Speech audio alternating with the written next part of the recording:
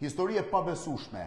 Një palestinez ka mbritur Shqipëri me vajzën e tij, me kartë identiteti greke, pasaport të Kosovës, ka ardhur nga Gjermania, ka vrarë vajzën në Tiranë, është larguar për Amsterdam, Bruksel dhe është dukur. Merin, ishin babebi?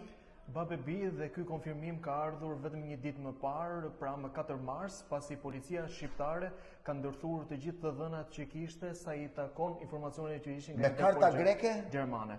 Po, janë karta greke dhe një pasaport kosovare, të cilët janë paraqitur në momentin e parë që kanë bërritur tokën shqiptare. Ka një palestinez me pasaport Kosove me karta greke që jeton në Gjermani. Kjo ka ngritur dyshime tek policia dhe ka një hetim paralel sa i takon origjinalitetit të këtyre dokumentave të paraqitura, pasi rastet ku shtetas nga lindja e mesve vinë në Shqipëri me pasaporta, kryesisht vinë me pasaporta europiane dhe që kanë një probabilitet të jenë të falsifikuara. Vrau vajzën ditën e dytë që ishte në Shqipëri dhe pastaj u largua nga Shqipëria. Dhe vajza është gjetur mbas 3 ditësh.